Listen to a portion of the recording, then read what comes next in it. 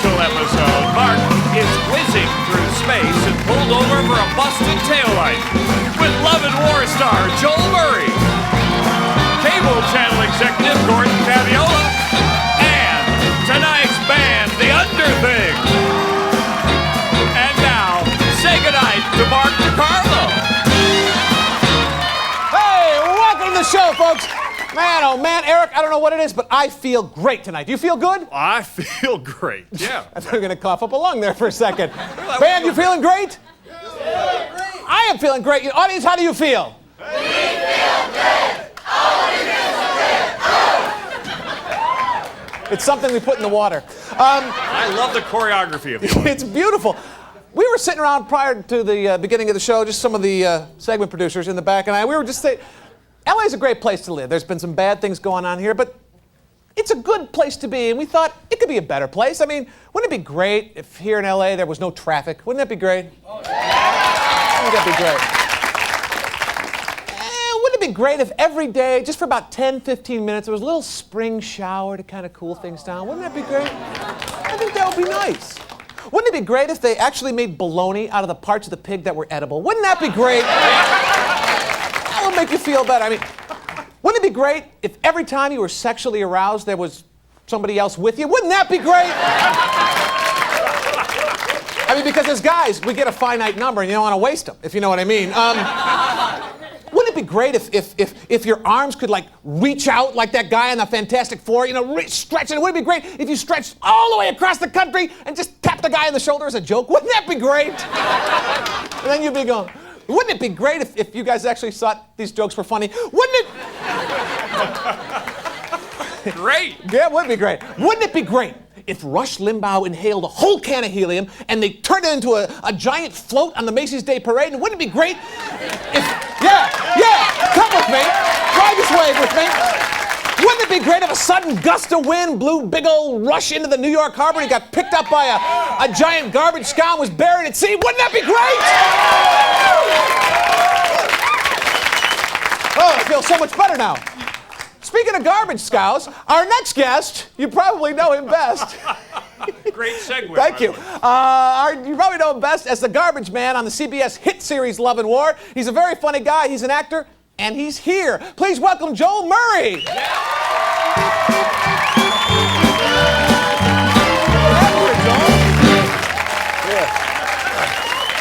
Hey. You look very sharp. Thank you. Wouldn't it be great if there was a technology that didn't mess up your tie? But what can you do? How do you feel tonight? I feel pretty good. Pretty good. Good. We're glad to have you here. Love and War, how's that going? We're going to start our third season in a couple weeks, and that's pretty nice. Sure. Get to go back and be the garbage man, wear that same outfit week after week. Last year, you know, they let me talk some, so that was good. So next year, who knows? You know, you put a gun on the wall in the first act, you got to use it in the third or whatever. But I'm hoping. So you've been playing a garbage man. I understand you're a virgin on the show? Yeah, I play Ray Litvak, 32-year-old virgin. Uh-huh. I went home for some weddings over, my buddy got married, and it was good to know that, like, your friends' dads are watching the show, and he goes, oh yeah, I love that show, especially that episode where they found out that you were gay. And I was like, no, I'm not gay, I'm a virgin. I've had no sex. It's not who I had sex with or anything like that.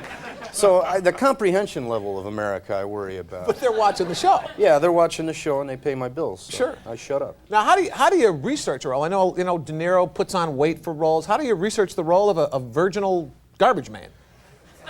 Well, is that tough? There's the abstinence, you know, of course, you got to start with, and then just kind of trolling around dumpsters and seeing what you're up against, that kind of thing. And I've got a vermin chart at home. I've studied that kind of thing. Can you recognize them by smell, or you have to sight them? A little of both. On a good day, I can hear them. Now, I understand you just bought a house, or recently you're coming fixing it up? I bought what you might call a house, but we're fixing it up, and soon it will be legally a home. Glorified shed when I got it, but I'm just a goof with tools. I'm like Bob Vila around the house. I got 2 or 3 guys working, and I just, hey, can I hammer a few of those? And just 3 or 4 of them, and I'm good for like a half an hour. Hey, good. And I go over, and the guy's, taking out asbestos or something. Hey, can I grab some of that? I'm just like a bad Bob Vila. What was your biggest project they did? Because you're off, I mean, sitcoms you work for what, 8, 9 months and you're off for 2 or 3?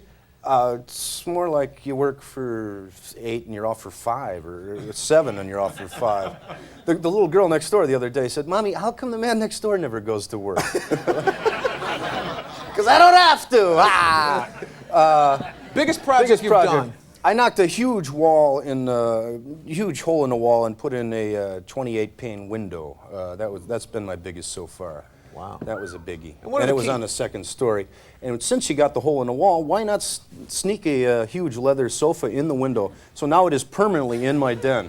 So I have to knock the wall out to ever get the couch out again. But I wanted the couch in front of the TV, so you needed the hole. And, Is that the first room you set up, the TV and the couch room and the stereo room, just the little man's den there? I got my den. And once that was set, then I can control everything from there by remote.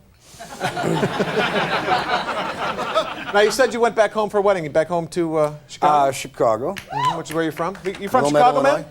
The man who has to go to the bathroom is from Chicago. She was complaining right before the show that she had to pee really bad. Is that still the case, ma'am? Boy, how about that Buckingham fountain? Oh, is that beautiful? The noise that makes, that's wonderful. You know, this past winter, Lake Michigan actually froze over. It's solid, but now it's back to water, cascading up and down on the shore, waves lapping the sand. The river wading into it. Oh, yes. yeah. You grew up in a very small family, I'm guessing, huh, back in Chicago? Small for Irish Catholic standards in the 50s, but no, there's 9 of us. 9 little kids? Mom and Dad, and I'm the youngest of 9. Can you name them all in order? Ed, Brian, Nancy, Peggy, Billy, Lauren, Angel. Now, they didn't have them that fast, did they? There were some... No, they had no hobbies. They had them pretty much that quick. They had no hobbies, no cable TV back then. That's the whole thing. You don't see families that big anymore. No, you don't. Yeah. You think that having a big family helped you develop your finely honed sense of comedy? I think, you know, when you're the youngest and you don't really get a word in edgewise, when you do get to speak, you have to have something either funny to say or timed well. So I think it helps with timing. And, you know, and I've learned to be very humble because I know there's no way I can beat up the other 8. And it's a very humbling experience. And, At least all at one time. No. All right, Joel, well, you know what we did? We knew you were coming here today, so we put together a little family album, got pictures of all your family members, and I thought we could share that with you now, and you can share some stories about your family. Would you like to do that? Great, yeah. I hope I can get some copies. Yeah, well, we always try and, you know, make our guests feel at home. Let's take a look at this first picture. That's my brother, Billy. Any stories about him? You can call him Honker. Stories about Billy? I remember when he was traipsing around in a Zorro outfit during the 70s, and we thought he was going nowhere fast, but he proved us wrong. Who's laughing now? Okay, next picture. And it's Uncle Jan Murray. Yeah, Uncle of course. Jan. Yeah, Murray Janowitz. Not really any relation, but he comes to all the parties nonetheless. What else we got there? Anne Murray. Yeah. Yeah. Well, she's part of the Canadian side of the family, but we let her hang anyway. Kind of treat her as an aunt, do you? Uh-huh. Who's this? Ooh, Arthur Murray. Yeah. Boy, we don't, he doesn't, well, he's dead, I think. Yeah. Haven't seen him in a while. That's Who's the probably woman? why. That's really, that's ixnay on that. And who's this? Eddie Murray. Yeah. Uh-huh. He's kind of the white sheep of the family, the one who's on the straight and narrow. The one who could, you know, stay off the cigarettes long enough to be an athlete. And, Fred McMurray. I see. My Scottish father. He's the greatest. What can you say? And we have another one there. Rose Murray. Oh, she's beautiful. Yeah. There she is, the matriarch of the Murray family. All right, Joel, thanks for coming out. Will you stick around for a while? Well, you have to. Right? We're back with cable guru Gordon Fabiola. Don't go away.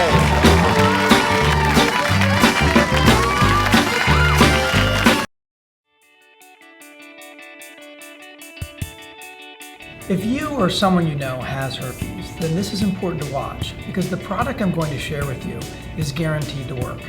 It's called Azurex. There is no cure for herpes, but there is something guaranteed to stop outbreaks, provide soothing relief, and accelerate healing. In this attack pack, there are 5 individual swabs. They are easy to carry and easy to use. Just snap it to activate it. If you feel an outbreak coming on, apply Azurex after that first tingle and immediately feel the relief. So if you're looking for something that's powerful, natural, and really works, then order Azurex now.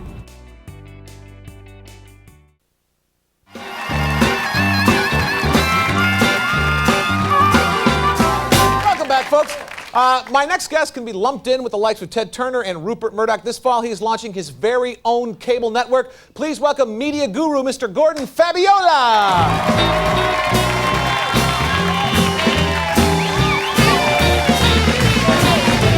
Hi, Gordon. Good to have you here. Oh, How are you, Gordon? oh, great. I love it. I love show business. I love television. This is great. Uh-huh. I can't tell you. I'm pumped up. I'm really excited. You're awful young to be having your own cable channel. That must be kind of cool, huh? Well, what do you mean young? I mean, guys are like writing screenplays right out of college, getting millions of dollars, you know? Yeah, you're right. But there are tons of channels already on cable. I mean, you got the music channel, Discovery Channel, Yeah. Cooking Channel, Travel Channel. What makes you think that your channel is going to be any different and stick out? Yeah, you sound like my dad, you know? Yeah, and my father says the same thing. He says, Gordon, what are you doing? What are you doing? I think I happen to know what what people want to see on television. You know what I'm saying? You know? I mean, I spend practically all day long in front of the TV, so I know what people want to watch, all right?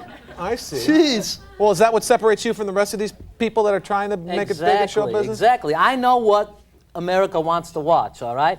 So that's why I'm coming on your show, and I want to announce right now that I have got my own channel called the Gordon Channel. All right. See that? Right on, America. Not Goodnight, right on, America. I love it.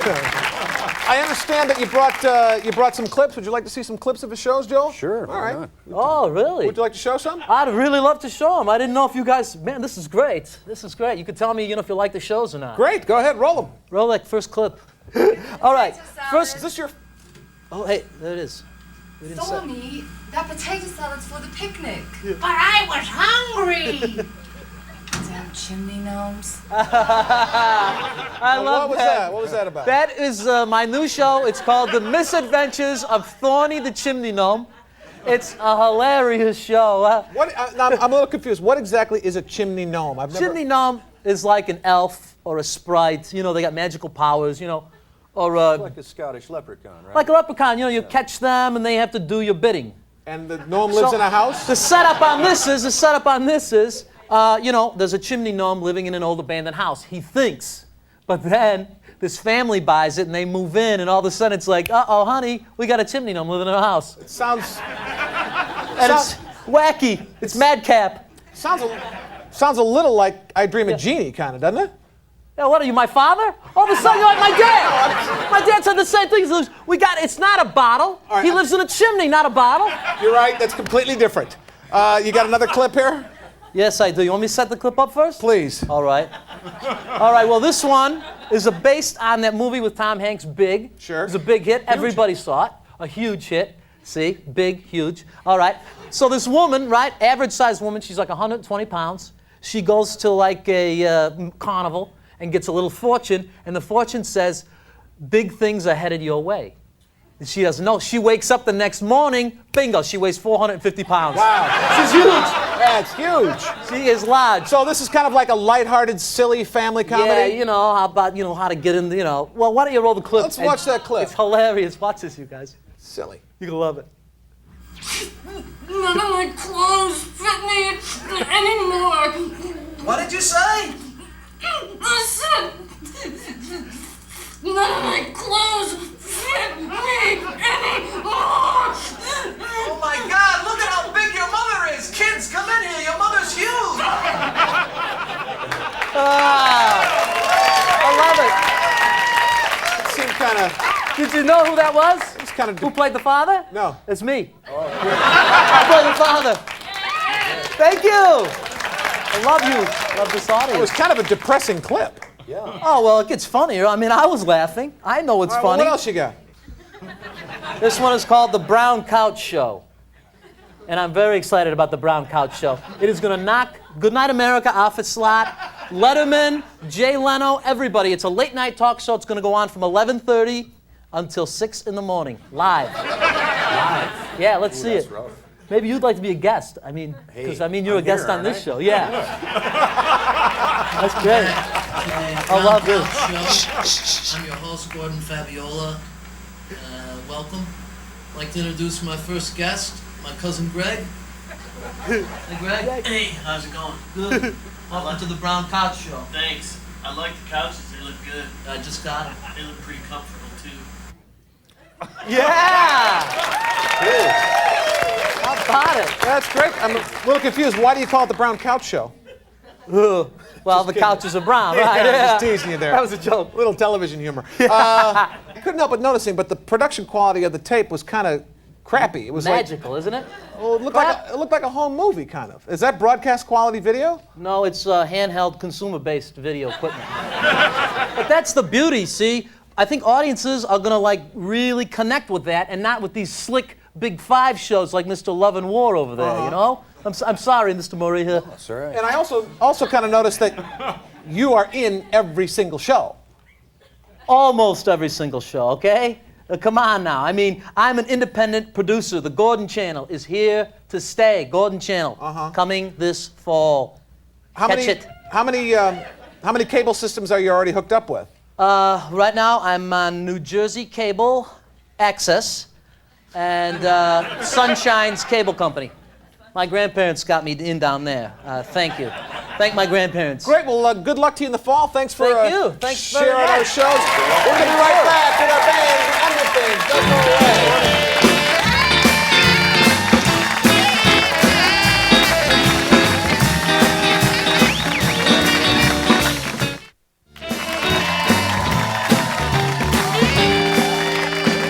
Very good. Hey, Eric. I could be an actor. Eric, You wear a dress? we're back. What? Oh, so here's my picture All right. resume, Mr. Fabiola. Loyalty. What other word but eclectic could you use to describe our tonight's band? Please welcome singing their hit, Marry Me, the Underthings.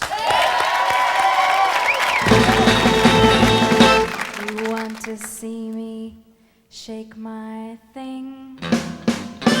Go out and buy me a big diamond ring. You know that slavery takes many forms. I want the kind that fits the social norms. Marry me, marry me, marry me. And don't forget the ring.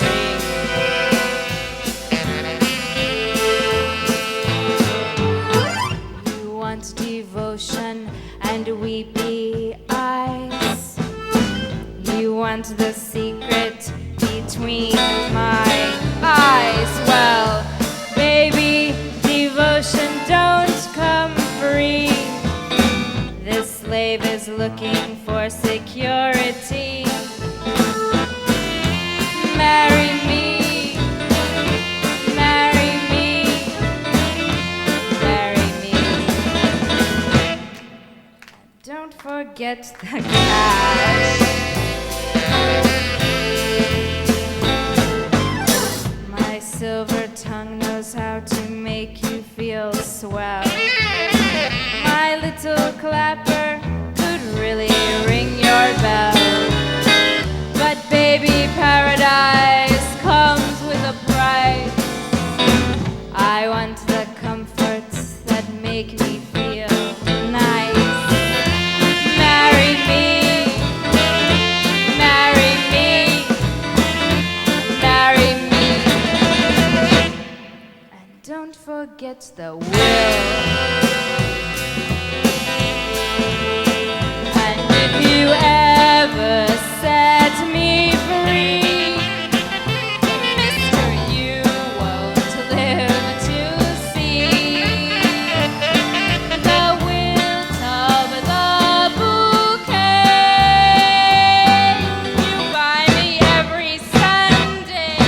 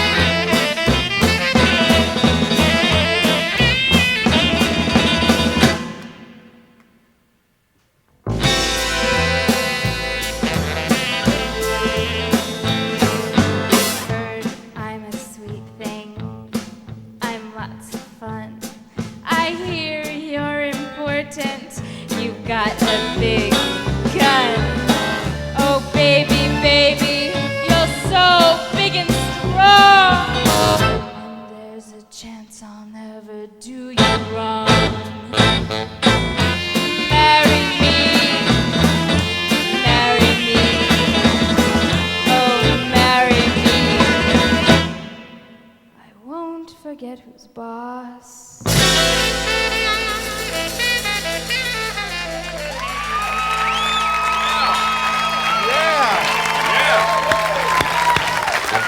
That's the Underthings, folks. Stick around. We got more show. Don't go away. Great tune.